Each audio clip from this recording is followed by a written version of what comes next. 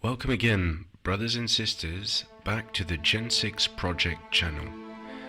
Today we are going to be reading from the Bible and Modernism by C R Dickey. That's spelt with Dickey. And this is published by Destiny Publishers, Merrimack, Mass. Price 25 cents, post paid. This is being read, I believe, for the first time in its entirety, and you will find in this book much information on the Bible, archaeological evidence for the Bible, evidence for the Old Testament and the New Testament, and the skeptic's approach when dealing with the evidence of the scriptures. This book will be also talking about Judaism in Bible modernism and how that has shaped that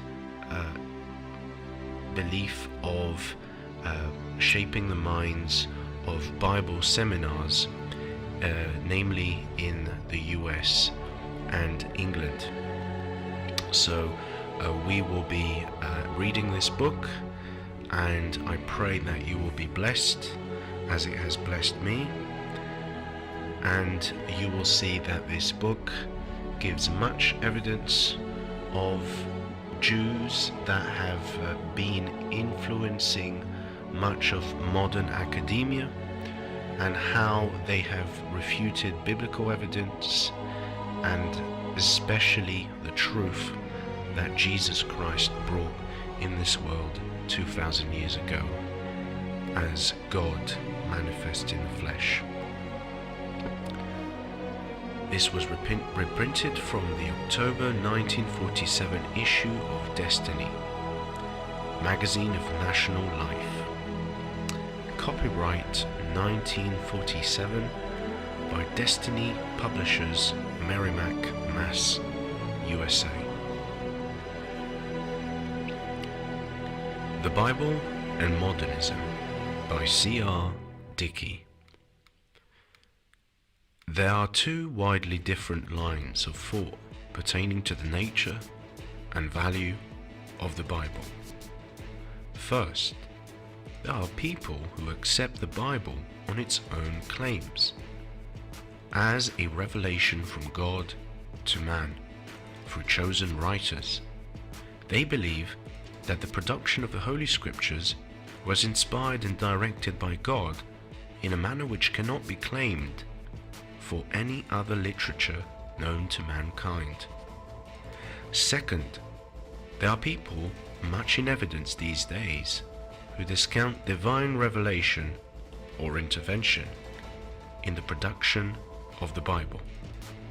They believe that it is a natural development written by men who were inspired only in the same sense that the work of all great writers is considered inspired. Generally speaking, these two groups are referred to respectively as the school of orthodoxy and a school of modernism. It hardly seems necessary to define the word orthodoxy, or do as here used.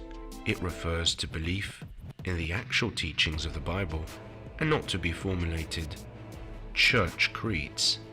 As defined by the dictionary, modernism is a current movement in Protestant churches arising mainly from the application of modern critical methods to the study of the Bible and the history of dogma, and resulting in less emphasis on historic dogmas and creeds.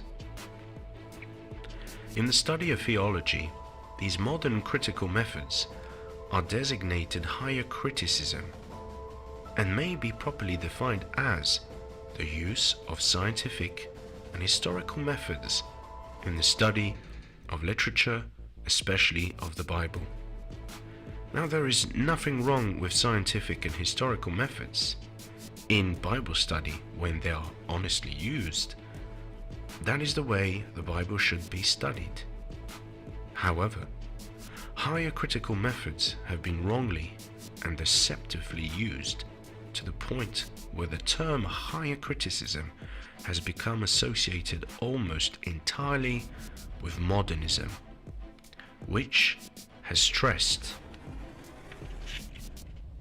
less emphasis on historical dogmas and creeds, until the Bible is stripped of all certainty and authority. It is no wise to surrender good words to indiscriminate abuse.